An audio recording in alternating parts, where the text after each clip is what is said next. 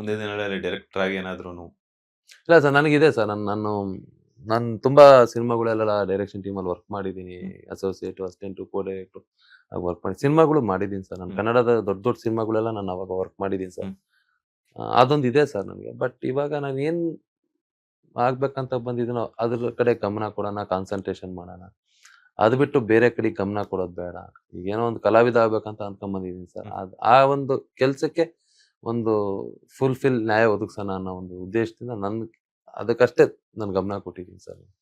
In case ಏನಾದ್ರು direction department ನ ಆಯ್ಕೆ ಮಾಡ್ಕೊಂಡ್ರೆ ರಾಮ್ ಅವರ ಚೊಚ್ಚಲ ನಿರ್ದೇಶನ ಯಾರಿಗಾಗಿರುತ್ತೆ ಅಂತ? ಸರ್, ನಾನು ಹೊಸೊಬ್ರಿಗೆ ಸರ್ ಮಾಡೋದು. ಸರ್, ಡೈರೆಕ್ಷನ್ ಟೀಮ್ ಅಂದಿದ್ಕೆ ನಾನು ಮಾತಾಡಕ್ ಇಷ್ಟಪಡ್ತೀನಿ ಸರ್. ಸರ್, ಡೈರೆಕ್ಷನ್ ಟೀಮ್ ಇಲ್ಲ ಅಂತಂದ್ರೆ ಯಾವ ಕೆಲ್ಸನೂ ಈ ಒಂದು ಪಿಲ್ಲನು ಹೀಗೆ ಹೋಗಲ್ಲ ಸರ್. ಯಾಕೆ ಅಂತಂದ್ರೆ ಅಲ್ಲಿ ಏನೇ ಒಂದು ಫ್ರೇಮ್ ಅಲ್ಲಿ ಏನೇ ಒಂದಾದ್ರೂ ಡೈರೆಕ್ಟ್ರು ಕಮಾಂಡ್ ಇಲ್ಲ ಅಂತಂದ್ರೆ ಒಂದು ಉಲ್ಕಡ್ಡಿನೂ ಹಿಂಗ್ ಅಲ್ಲಾಡಲ್ಲ ಸರ್. ಸರ್, ಡೈರೆಕ್ಷನ್ ಟೀಮ್ ಅನ್ನೋದು ಎಲ್ರಿಗಿನ್ನ ಬೇಗ ಬರ್ತಾರೆ ಜೊತೆಗೆ ಕುತ್ಕೊಂಡು ನನ್ನ ಹೀರೋ ಹಿಂಗಿರ್ಬೇಕು, ಹೀರೋಯಿನ್ ಹಿಂಗಿರ್ಬೇಕು, ಕಾಸ್ಟ್ಯೂಮ್ ಹಿಂಗಿರ್ಬೇಕು, ಹಿಂಗ್ ಫೈಟಿಂಗ್ ಬರ್ಬೇಕು, ಈ ತರ ಮ್ಯಾನರಿಸಮ್ ಲುಕ್ ಇರ್ಬೇಕು ಅಂತ ಅವರು ಕನ್ಸ್ಕೊಂಡು ಒಂದು ಕೆತ್ತನೆ ಮಾಡಿ ಒಂದು ಕ್ಯಾರೆಕ್ಟರ್ನ ರೆಡಿ ಮಾಡಿಟ್ಟಿರ್ತಾರೆ. ಯಾಕಂದ್ರೆ ಅವರೇ ಮಾಡ್ತಾ ಇದಾರೆ ಅನ್ನೋ ಫೀಲ್ ಅಲ್ಲಿ ರೆಡಿ ಮಾಡಿರ್ತಾರೆ ಸರ್. ಯಾಕಂದ್ರೆ ಅದೆಲ್ಲ ನಾನು ಡೈರೆಕ್ಷನ್ ಟೀಮ್ ಅಲ್ಲಿ ಕೆಲಸ ಮಾಡ್ತಿದ್ದಂತ ವ್ಯಕ್ತಿ. ಆ ಫೀಲಿಂಗ್ಸು, ಅನುಭವ, ನೋವು, ನರಳಾಟ, ವೇದನೆ, ದುಡ್ಡುಗಳಿರಲ್ಲ, ಪೇಮೆಂಟ್ಗಳಿರಲ್ಲ, ಬೇಗ ಹೋಗೋದು. 9 ಗಂಟೆ 6 ಗಂಟೆ ಶೂಟಿಂಗ್ ಅಂತಾರೆ, 4:15 5 ಗಂಟೆಗೆ ಎದ್ದು ರೆಡಿಯಾಗಿ ಹೋಗಿರ್ತೀವಿ. ಸಂಜೆ ಬೇಗ 6 ಗಂಟೆಗೆ ಮುಗಿದ್ರು ಮನೆಗೆ ಹೋಗಿ ರೀಚ್ ಆಗೋಷ್ಟು 10 ಗಂಟೆ ಆಗಿರುತ್ತೆ. ಆದಷ್ಟು ಆ ಪ್ರೊಸೆಸ್ಸು, ಮತ್ತೆ ಎಷ್ಟೋ ಪ್ರೊಡ್ಯೂಸರ್ಗಳು ಮನೆ ಹತ್ರ ಹೋಗಿ ಕೈ ಕಾಲುಗಳು ಇಟ್ಕೊಂಡು ಕಾತ್ಕೊಂಡು, ನಾಯಿ ತರ ಕಾತ್ಕೊಂಡು ಎಷ್ಟೋ ದಿನಗಳನ್ನ ದಾಟಿರ್ತೀವಿ. ಮಾಡ್ತೀನಿ ಅಂತ ಇರ್ತಾರೆ. ಕರೆಕ್ಟಾಗಿ ಸಿನಿಮಾಗ್ ದುಡ್ಡು ಹಾಕ್ತೀನಿ ಅನ್ನಲ್ಲ, ಕಾಯ್ಸೋದು, ಇವತ್ ಬಾ ನಾಳೆ ಬಾ ನಾಳೆ ಬಾ ಅಂತಂದ್ಬಿಟ್ಟು ಇಷ್ಟೆಲ್ಲಾ ನೋವುಗಳನ್ನ ಇಟ್ಕೊಂಡು ಒಂದು ಸಿನಿಮಾನ, ಒಂದು ಕನ್ಸನ್ನ ಕಟ್ಕೊಂಡು ಒಂದು ಹೀರೋನ ಹಿಂಗ್ ತೋರಿಸ್ಬೇಕು ಅಂತಂದ್ಬಿಟ್ಟು ಕನ್ಸ್ ಕಾಣ್ತಿರ್ತಾರೆ ಸರ್. ಅದೇ ತರ ನಾನು ತುಂಬಾ ದಿನ ಕನ್ಸ್ ಕಂಡಿದ್ದೀನಿ ಸರ್. ಯಾಕಂದ್ರೆ ಇದೆಲ್ಲಾನು ನಾನು ದಾಟಿದ್ದೀನಿ. ಬಟ್ ಆ ಪ್ರೊಸೆಸ್ ಅಲ್ಲಿ ನಾನು ಒಂದು ತಿಳ್ಕೊಂತಿದ್ದೀನಿ ಏನಂದ್ರೆ, ಒಂದು ನಾಯಿಗೂ ಒಂದ್ ದಿನ ಇದೆ, ನನಗೂ ಒಂದಿನ ಬರುತ್ತೆ. ಆ ದಿನ ನಾನೇ ರಾಜ, ಮಂತ್ರಿ, ಕಂತ್ರಿ, ವಿಲನ್ನು ಎಲ್ಲ ನಾನೇ ಆಗಿರ್ತೀನಿ ಅನ್ನೋ ಒಂದು ಮನಸ್ಥಿತಿನಲ್ಲಿ ನಾನು ಇರ್ತಿದ್ದೆ ಸರ್. ಆದ್ರೆ ಇಷ್ಟೆಲ್ಲಾ ಕಷ್ಟಗಳ್ನು ಡೈರೆಕ್ಷನ್ ಟೀಮ್ ಪಟ್ಟಿರುತ್ತೆ. ಅದಕ್ಕೋಸ್ಕರ ನಿಮ್ ಮಧ್ಯದಲ್ಲಿ ಈ ಒಂದು ಮಾತು ಹೇಳಿದೆ ಸರ್. ಯಾಕಂದ್ರೆ ಡೈರೆಕ್ಷನ್ ಟೀಮ್ ಇಲ್ಲ ಅಂದ್ರೆ ಸರ್ ನಥಿಂಗ್ ಸರ್, ಏನು ಇಲ್ಲ. ಯಾಕಂದ್ರೆ ನಾನು ಅದೇ ಕೆಲಸ ಮಾಡಿರೋದ್ರಿಂದ ಅವ್ರಿಗೆ ನಾನು ಅಷ್ಟು ರೆಸ್ಪೆಕ್ಟ್ ಮಾಡ್ತೀನಿ ಸರ್. ಯಾಕಂದ್ರೆ ಆ ನೋವು ನನಗೆ ಗೊತ್ತು ಸರ್, ನಾನು ಅನುಭವಿಸಿದ್ದೀನಿ ಸರ್ ಅದನ್ನ. ಹೇಗಿರುತ್ತೆ ಅನ್ನೋದು ಇವತ್ತು ಯಾರಿದ್ದಾರೆ ಸರ್ ಡೈರೆಕ್ಷನ್ ಟೀಮ್ ಅಲ್ಲಿ, ಅಸಿಸ್ಟೆಂಟು, ಅಸೋಸಿಯೇಟು, ಕೋರಿಯೇಟ್ರು, ರೈಟ್ರು ಯಾರಿದ್ದಾರೆ, ಅಷ್ಟೂ ಜನ ಅನುಭವಿಸ್ತಿರ್ತಾರೆ ಸರ್. 100% ಸರ್. ಸಂಬಳಗಳು ಇಲ್ದಲೆ, ದುಡ್ಡುಗಳು ಇಲ್ದಲೆ, ಇವತ್ ಬಾ ನಾಳೆ ಬಾ, ಅವ್ನ್ ಬಾ ಇವ್ನ್ ಬಾ, ಅವ್ರನ್ನ ಹಾಕೋ ಇವ್ರನ್ನ ಒಪ್ಸ್ಕೊ, ಅವ್ರನ್ನ ಒಪ್ಪಿಸ್ಕೊಂಡು ಹೋದ್ಮೇಲೆ ಅವ್ನ್ ಬೇಡ ಇವ್ನ್ ಬೇಡ ಅನ್ನೋದು ಇದಿಷ್ಟು ನರ್ಕ ಪಡ್ತಿರ್ತಾರೆ ಸರ್. ಅವ್ರೆಲ್ರಿಗೂ ಸರ್ ಒಳ್ಳೇದಾಗ್ಲಿ ಅಂತ ಇಷ್ಟಪಡ್ತೀನಿ. ಬಟ್ ಮಾಡೋ ಕೆಲ್ಸನ ಶ್ರದ್ಧೆಯಿಂದ ಮಾಡಿ, ಖಂಡಿತ ಇವತ್ತಲ್ಲ ನಾಳೆ ನಿಮ್ಗದು ಒಳ್ಳೇದಾಗಿ ಆಗುತ್ತೆ, ಫಲ ಪ್ರತಿಫಲ ಸಿಕ್ಕೇ ಸಿಗುತ್ತೆ ಅಂತ ಹೇಳಕ್ ಇಷ್ಟಪಡ್ತೀನಿ. ಮತ್ತೆ ಡೈರೆಕ್ಷನ್ ಮಾಡೋದಾದ್ರೆ ನಾನೊಂದು ಬ್ಯೂಟಿಫುಲ್ ಒಂದು ಲವ್ ಸ್ಟೋರಿ ಮಾಡಕ್ ಇಷ್ಟಪಡ್ತೀನಿ ಸರ್. ಯಾಕಂದ್ರೆ ನನಗೆ ಇಷ್ಟ ಸರ್. ಯಾಕಂದ್ರೆ ಇವತ್ತು ಪ್ರಪಂಚದಲ್ಲಿ ಎಷ್ಟೋ ಬ್ಯೂಟಿಫುಲ್ ಆಗಿರ್ತಕ್ಕಂಥ ಲವ್ ಸ್ಟೋರಿಗಳು ಗೆದ್ದಿದೆ ಸರ್. ಅದ ಒಂದು ಕಾಂಟ್ರಾಸ್ಟ್ ಲವ್ ಸ್ಟೋರಿಗಳು ಆಯ್ಕೆ ನನ್ಗೆ ಡೈರೆಕ್ಷನ್ ಅಂತಂದಾಗ ಅದ್ರ ಮೇಲೆ ನನಗೆ ಜಾಸ್ತಿ ಒಲವು. ಬಟ್ ನನ್ಗೆ ಈಗಿಲ್ಲ ಸರ್ ಅದು. ಆತರ ಡೈರೆಕ್ಷನ್ ಮಾಡ್ಬೇಕು ಅನ್ನೋ ಒಂದು ಮೈಂಡ್ ಸೆಟ್ ಈಗಿಲ್ಲ ನನಗೆ. ಫುಲ್ ಫೋಕಸ್ಡ್ ನಾನು ಆಕ್ಟಿಂಗ್ ಇದೆ ಸರ್. ಆದಷ್ಟು ಬೇಗ ದೇವರು ಡೈರೆಕ್ಟರ್ ಆಗುವಂತ ಚಾನ್ಸ್ ಕೊಡ್ಲಿ. ನಿಮ್ಮ ವೈಫ್ ಪ್ರೊಡ್ಯೂಸರ್ ಆಗ್ಲಿ, ಅಯ್ಯೋ ಬೇಡ ಸರ್. ನಿಮ್ಮ ಡೈರೆಕ್ಷನ್ ಅಡಿಯಲ್ಲಿ. ಈಗ ನೀವು ಇನ್ನೊಂದು ಮಾತಾಡಿದ್ರಿ, ಮಾತಾಡ್ತಾ ಫಿನಾನ್ಷಿಯಲ್ ಎಷ್ಟೋ ಜನ ಡೈರೆಕ್ಟರ್ಸ್ ಆಗಿರ್ಬೋದು, ಟೆಕ್ನಿಷಿಯನ್ಸ್ ಆಗಿರ್ಬೋದು, ಹಣ ಅನ್ನುವಂಥದ್ದು ಸಿಗೋದಿಲ್ಲ. ಮಾಡಿರುವಂತ ಕೆಲಸಕ್ಕೆ ಪ್ರತಿಫಲ ಸಿಕ್ಕಿದ್ರು ಕೂಡ ಫಿನಾನ್ಷಿಯಲಿ ತುಂಬಾ ವೀಕ್ ಇರ್ತಾರೆ. ನಾವು ಮಾಡಿರುವಂತ ಕೆಲಸಕ್ಕೆ ಗೋಗರ್ದು ನಾವು ದುಡಿದಿರುವಂತ ದುಡ್ಡನ್ನೇ ಭಿಕ್ಷೆ ಬೇಡೋ ತರ ಪರಿಸ್ಥಿತಿ ಬಂದಿರುತ್ತೆ ಅಂತ ಹೇಳಿದ್ರಿ. ಫಿನಾನ್ಷಿಯಲ್ ಹೆಂಗಿದೆ ನಿಮ್ಮ ಲೈಫ್ ಅಲ್ಲಿ ಅಂತ? ಸರ್, ದುಡ್ಡು ಭಿಕ್ಷೆ ಬೇಡೋದ್ ಒಂದ್ ಕಡೆ ಆದ್ರೆ, ನಾವ್ ಮಾಡಿರೋ ಕೆಲ್ಸನ ನಮ್ದು ಅಂತ ಹೇಳ್ಕೊಳಕ್ಕೂ ನಮ್ಗೆ ಅಲ್ಲೊಂದು ಅವಕಾಶ ಇರಲ್ಲ. ಹೇಳ್ತೀನಿ ಕೇಳಿ. ನಾವು ಒಂದ್ ಹೆಸರು ಸಿಕ್ಕಿದ್ರೆ ಸಾಕು, ಬಿಗ್ ಸ್ಕ್ರೀನ್ ಅಲ್ಲಿ ನಾವು ಅಸಿಸ್ಟೆಂಟ್ ಡೈರೆಕ್ಟರ್, ಅಸೋಸಿಯೇಟ್ ಡೈರೆಕ್ಟರ್ ಅಂತ ಒಂದ್ ಬಂದ್ರೆ ಸಾಕು, ಅದನ್ನ ಯಾರಿಗೋ ತೋರಿಸ್ಬಿಟ್ಟು ನಾವು ಸರ್ ಈ ಸಿನಿಮಾ ನಾನು ಮಾಡಿದೀನಿ ನೋಡಿ ಅಂತಂದ್ಬಿಟ್ಟು ಹೇಳ್ಬೋದು ಅನ್ನೋದೊಂದು ಇರುತ್ತೆ ಗೊತ್ತಾ ಸರ್. ಆ ಹೆಸರು, ಆ ಕ್ರೆಡಿಟ್ ಕೊಟ್ಟಿರಲ್ಲ ಸರ್. ಇಷ್ಟು ದಿನ ನಾವು ಮಾಡಿರ್ತಕ್ಕಂಥ ಕೆಲ್ಸನ ಯಾರೋ ಬೇರೆಯವ್ರು ತಗೊಂಡಿರ್ತಾರೆ ಕ್ರೆಡಿಟ್ ನ. ಅವಾಗ ಆಗುತ್ತೆ ಗೊತ್ತಾ, ನಾನು ಈ ಸಿನಿಮಾ ಮಾಡಿದೀನಿ ಕೊನೋ, ನಾನು ಅಸೋಸಿಯೇಟ್ ಕೊನೋ ಅಂತ ಹೇಳ್ಕೊಂಡಿರ್ತೀವಿ. ಅಲ್ಲಿ ಥಿಯೇಟರ್ ಹೋದಾಗ ಎಲ್ಲೋ ನಿನ್ ಹೆಸರು ಇಲ್ವಲ್ಲೋ, ನೀನ್ ಸುಮ್ನೆ ಸುಳ್ಳು ಹೇಳಿದ್ಯಲ್ಲೋ ಅಂತ ಹೇಳಿರ್ತಾರೆ. ಯಾಕಂದ್ರೆ ಆ ತರ ಅವಮಾನಗಳು ನನಗೂ ಆಗಿದೆ ಸರ್. ಅದೇ ತರ ಸಿಚುವೇಶನ್ಗಳನ್ನ ಇವತ್ತು ಎಷ್ಟೋ ಜನ ಫೇಸ್ ಮಾಡ್ತಾ ಇದ್ದಾರೆ ಸರ್. 100% ಹೇಳ್ತೀನಿ ಸರ್. ಅವ್ರು ಮಾಡಿರ್ತಕ್ಕಂಥ ಕೆಲ್ಸನ ಅವ್ರದ್ದು ಅಂತ ಹೇಳ್ಕೊಳೋದಕ್ಕೂ ಒಂದು ಸ್ವಾತಂತ್ರ್ಯ ಇಲ್ಲ ಸರ್. ಅದನ್ನು ಕಿತ್ಕೊಂಡು ನಂದು ಅಂತ ಅಂದ್ಬಿಟ್ಟು ಯಾರೋ ಮಾಡ್ದಿಲ್ದಿರ್ತಕ್ಕಂಥ ವ್ಯಕ್ತಿ ಅವನ ಹೆಸರು ಹಾಕೊಂಡಿರ್ತಾನೆ ಸರ್. ಆತರ ಆದಾಗ ತುಂಬಾ ನೋವಾಗುತ್ತೆ ಸರ್.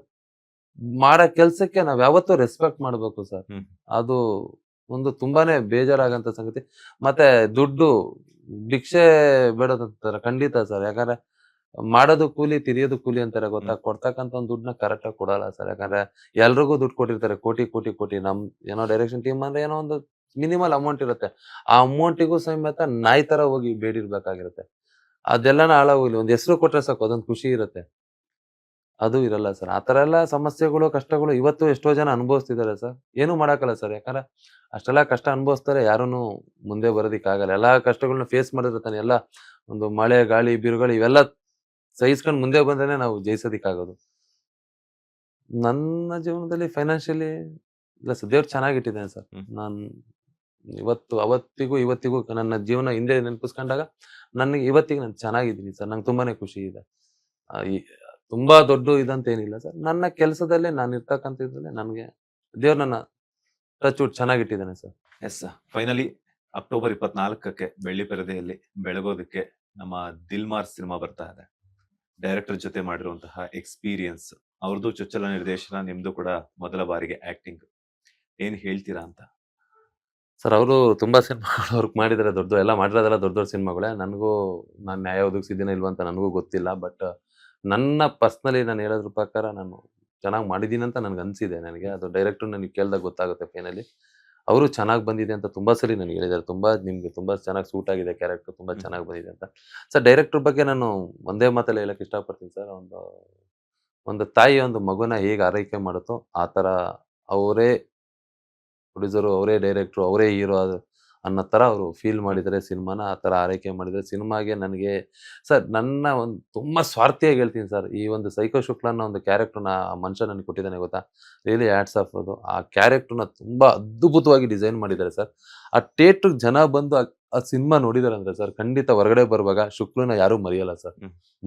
ಥಿಯೇಟರ್ ಹೊರಗಡೆ ಬರುವಾಗ ಪ್ರತಿಯೊಬ್ರು ಮೈಂಡಲ್ಲೂ ಸೈಕೋ ಶುಕ್ಲ ಇರ್ತಾನೆ ಸರ್. 100% ಒಂದು ಫ್ಯಾಮಿಲಿ ಆಗಿರ್ಬೋದು, ಒಂದು ಅಪ್ಪ ಅಮ್ಮ ಆಗಿರ್ಬೋದು, ಲೇಡೀಸ್ ಆಗಿರ್ಬೋದು, ಯಾರೇ ಆಗಿರ್ಬೋದು ಸರ್, ಸೈಕೋ ಶುಕ್ಲ ಅನ್ನೋ ಕ್ಯಾರೆಕ್ಟರ್ ಎಲ್ಲರ ಮೈಂಡಲ್ಲೂ ಇರುತ್ತೆ ಸರ್. ಆ ತರ ಒಂದು ಅವಕಾಶ ನನ್ನ ಜೀವನದಲ್ಲಿ ಕೊಟ್ಟಿದ್ದಾರೆ. ಎಷ್ಟು ನಾನು ಋಣಿಯಾಗಿದ್ರು ಸಾಲದು. ಮತ್ತೆ ವಿಘ್ನೇಶ್ವರ ಸಿನಿಮಾಸ್ ನಮ್ಮ ಪ್ರೊಡ್ಯೂಸರ್ಸ್ ಆಗಿರ್ಬೋದು, ಸಿನಿಮಾಗೆ ಏನ್ ಬೇಕೋ ಅಷ್ಟು ಸಪೋರ್ಟ್ ಮಾಡಿದ್ದಾರೆ. ನಾಗರಾಜ್ ಅವರು, ಮಹೇಶ್ ಅವರು, ದೇವಣ್ಣ ಅವರು, ಈ 3 ಜನ ಸಪೋರ್ಟ್ ಮಾಡಿದ್ದಾರೆ. ಎಂಟೈರ್ ಟೀಮ್ ನೆಟ್ವರ್ಕ್ ಎಲ್ರೂ ಹಾರ್ಡ್ ವರ್ಕ್ ಮಾಡಿದೆ, ಎಫರ್ಟ್ ಹಾಕಿದೆ, ಕೆಲಸ ಮಾಡಿದೆ ಸರ್. ಒಂದ್ ಒಳ್ಳೆ ಪ್ರಯತ್ನ ಮಾಡಿದೀವಿ. ಕರ್ನಾಟಕದ ಜನತೆಗೆ ಕೈ ಮುಗಿದು ಇದೇ ದೀಪಾವಳಿಯ ಶುಭಾಶಯಗಳು ಹೇಳ್ತಾ, ಪ್ರತಿಯೊಬ್ಬರಿಗೂ ನಾನು ಕೈ ಮುಗಿದು ನಿಮ್ಮ ಹತ್ರ ಕೇಳ್ತಾ ಇದ್ದೀನಿ, ದಯವಿಟ್ಟು ಎಲ್ಲರೂ ಬಂದು ಥಿಯೇಟ್ರಿಗೆ ಬಂದು ಸಿನಿಮಾ ನೋಡಿ. ದಿಲ್ಮಾರ್ ಸಿನಿಮಾನ ಇದೇ ತಿಂಗಳು 24ನೇ ತಾರೀಕು ರಿಲೀಸ್ ಆಗ್ತಾ ಇದೆ. ಎಲ್ಲರೂ ಥಿಯೇಟ್ರಿಗೆ ಬಂದು ಸಿನಿಮಾ ನೋಡಿ ನಿಮ್ಗೆ ಇಷ್ಟ ಆಯ್ತು ಅಂದ್ರೆ ಒಂದು 4 ಜನಕ್ಕೆ ರೆಫರ್ ಮಾಡಿ ಸಿನಿಮಾನ ಆಶೀರ್ವದಿಸಿ ಮೆರ್ಸಿ ಅಂತ ನಾನು ಹೇಳಕ್ ಇಷ್ಟಪಡ್ತೀನಿ. ಖಂಡಿತ ನೀವು ಬಂದು ಥಿಯೇಟ್ರಿಗೆ ಸಿನಿಮಾ ನೋಡಿದ್ರೆ ನಿಮ್ಗೆ ಎಲ್ಲೂ ನಿರಾಸೆ ಅಂತೂ ಆಗಲ್ಲ. ಪ್ರತಿಯೊಬ್ಬರಿಗೂ ನಿಮ್ಗೆ ಇಷ್ಟ ಆಗುತ್ತೆ ಸಿನಿಮಾ. ಒಂದು ಒಳ್ಳೆ ಸಿನಿಮಾ ನೋಡಿದ್ವಿ, ಒಂದು ಡಿಫ್ರೆಂಟ್ ಆಗಿತ್ತು, ಒಂದು ಒಳ್ಳೆ ಕತೆ, ಒಂದು ಒಳ್ಳೆ ಎಫರ್ಟ್ ಇದೆ, ಒಂದು ಒಳ್ಳೆ ಕ್ಯಾರೆಕ್ಟರ್ ಸಿಕ್ತು ನಮ್ಗೆ ಅನ್ನೋ ಒಂದು ಖುಷಿ ಅಂತೂ ನಿಮ್ಗೆ ಆಗುತ್ತೆ. ಇದ್ರಲ್ಲಂತೂ ಎಲ್ಲೂ ಪಕ್ಕಾ ನಿಮ್ಗೆ ನಿರಾಸೆ ಆಗಲ್ಲ. ಪ್ರತಿಯೊಬ್ಬರೂ ಸಿನಿಮಾನ ನೋಡಿ ಆಶೀರ್ವದಿಸಿ ಅಂತ ನಾನು ತುಂಬಾ ಪ್ರೀತಿಯಿಂದ ಕೇಳ್ಕೊಂತ ಇದೀನಿ. ನಮ್ಮ ಜೀವನದಲ್ಲೂ ಇದೇ ದೀಪಾವಳಿ ಒಂದು ಒಳ್ಳೆ ದೀಪ ಹಚ್ಚಿ ಜೀವನದಲ್ಲಿ ಒಂದು ಬೆಳಕು ತೋರಿಸಿ ಅಂತ ಅಂದ್ಬಿಟ್ಟು ನಿಮ್ಮೆಲ್ಲರ ಹತ್ರನೂ ಕೇಳ್ಕೊಂತ ಇದೀನಿ. Thank you so much. ಇಷ್ಟೊತ್ತು ನಮ್ಮ ಬಾಸ್ ಟಿವಿಗೆ ಒಂದಷ್ಟು ಸಮಯವನ್ನು ಕೊಟ್ಟಿದ್ದಕ್ಕೆ, ಒಂದಷ್ಟು ಏಳು ಬೀಳುಗಳ ಲೈಫ್ ಜರ್ನಿಯನ್ನ ಶೇರ್ ಮಾಡಿದ್ದಕ್ಕೆ, ಸಾಕಷ್ಟು ಅವಮಾನಗಳನ್ನ ಅನುಭವಿಸಿದಿರ ಗೊತ್ತಾಗ್ತಿದೆ ನಿಮ್ಮ ಮಾತುಗಳಲ್ಲೇನೆ. ಇನ್ನೇನೇ ಇದ್ರೂ ಸನ್ಮಾನಗಳನ್ನ ಪಡೆಯುವಂತಹ ಸಮಯ ಬಂದಿದೆ ಸರ್. ಲೈಫ್ ಇಸ್ ಟ್ರಯಾಂಗಲ್ ಅಂತಾರಲ್ಲ, ಹಂಗೆ ಅವಮಾನ, ಅನುಮಾನ, ಸನ್ಮಾನ. ಖಂಡಿತ ಇನ್ನೇನು ಇಲ್ಲ ನಮ್ಮ ಹತ್ರ ಕೇಳೋದಿಕ್ಕೂ ತಗೊಳೋದಕ್ಕೂ ಏನು ಇಲ್ಲ ಸರ್. ಇನ್ ಕೊಡಬೇಕು ನಾವು ಅಷ್ಟೇ. ಇನ್ನೇನು ದೇವ್ರು ನಮ್ಮ ಹತ್ರ ತಗೊಳೋದಕ್ಕೆ ಇನ್ನೇನು ಇಲ್ಲ, ಕೊಡ್ಲೇಬೇಕು ಅವರು. ಸೊ ಇನ್ನೇನಿದ್ರು ಅವಮಾನಗಳೆಲ್ಲಾನು ಕೂಡ ಮನ್ನಾ ಆಗಿ ಸನ್ಮಾನಗಳು ನಿಮ್ಮ ಪಾಲಿಗೆ ಬರುವಾಗ ಬರ್ಲಿ. ಆದಷ್ಟು ಹೆಚ್ಚಿನ ಒಂದು ಸಿನಿಮಾಗಳು ನಿಮ್ಮ ನಟನೆಯಲ್ಲಿ ಮೂಡ್ ಬರ್ಲಿ. ಆದಷ್ಟು ಬೇಗ ಡೈರೆಕ್ಷನ್ ಮಾಡಿ. ಹೊಸಬರ್ಗ್ ಡೈರೆಕ್ಷನ್ ಮಾಡ್ತೀನಿ ಅಂತ ಹೇಳಿದ್ರೆ ನನ್ನನ್ನು ಮರಿಬೇಡಿ. ಒಳ್ಳೇದಾಗ್ಲಿ. All the best. Thank you sir. ತುಂಬಾ ಖುಷಿ ಆಯ್ತು. ನಿಮ್ಮ ಬಾಸ್ ಟಿವಿ ಎಲ್ಲಾ ವೀಕ್ಷಕರಿಗೂ ದೀಪಾವಳಿ ಹಬ್ಬದ ಶುಭಾಶಯಗಳು. ನಮ್ ದಿಲ್ಮಾರ್ ಸಿನಿಮಾನ ಸಪೋರ್ಟ್ ಮಾಡಿ ಬೆಳೆಸಿ. ಇದಾಗಿತ್ತು ದಿಲ್ಮಾರ್ ನಾಯಕ ನಟರಾಗಿರುವಂತಹ ರಾಮ್ ಅವರ ಮಾತು. ಅಕ್ಟೋಬರ್ 24ಕ್ಕೆ ಕರ್ನಾಟಕದಾದ್ಯಂತ ದಿಲ್ದಾರ್ ಆಗಿ ಬೆಳ್ಳಿ ಪರದೆನ ಬೆಳಗೋದಕ್ಕೆ ಬರ್ತಾ ಇದೆ. ಸೊ ದಯವಿಟ್ಟು ನಿಮ್ಮ ಹತ್ತಿರದ ಚಿತ್ರಮಂದಿರಗಳಿಗೆ ಹೋಗಿ ದಿಲ್ಮಾರ್ ಸಿನಿಮಾವನ್ನ ನೋಡಿ ನಿಮ್ಮ ಸೋಷಿಯಲ್ ಮೀಡಿಯಾ ಪೇಜ್ಗಳಲ್ಲಿ ನಿಮ್ಮ ಒಪಿನಿಯನ್ ಶೇರ್ ಮಾಡಿ ಹೊಸಬರಿಗೆ ಸದಾ ಬೆಂಬಲವನ್ನ ಕೊಡಿ ಅಂತ ಹೇಳ್ತಾ ಇದೇ ಇವತ್ತಿನ ಸ್ಪೆಷಲ್ ಇಂಟರ್ವ್ಯೂ. ಮತ್ತಷ್ಟು ಇಂಟ್ರೆಸ್ಟಿಂಗ್ ಇಂಟರ್ವ್ಯೂಸ್ ಒಂದಿಗೆ ಮತ್ತೆ ಸಿಗ್ತೀನಿ. ಅಲ್ಲಿವರೆಗೂ ನೋಡ್ತಾನೆ ಇರಿ ಬಾಸ್ ಟಿವಿ ಕನ್ನಡ. ಧನ್ಯವಾದಗಳು. ಲೇಟೆಸ್ಟ್ ಹಾಗೂ ಇಂಟ್ರೆಸ್ಟಿಂಗ್ ಸುದ್ದಿಗಳಿಗಾಗಿ ಬಾಸ್ ಟಿವಿ ಕನ್ನಡ ಚಾನೆಲ್ನ ಸಬ್ಸ್ಕ್ರೈಬ್ ಮಾಡಿ. ಹಾಗೆಯೇ ಬೆಲ್ ಐಕಾನ್ ಪ್ರೆಸ್ ಮಾಡಿ. ಇದರ ಜೊತೆಗೆ ಫೇಸ್ಬುಕ್, ಇನ್ಸ್ಟಾಗ್ರಾಮ್, ಎಕ್ಸ್ ನಲ್ಲೂ ಮಿಸ್ ಮಾಡದೆ ಫಾಲೋ ಮಾಡಿ.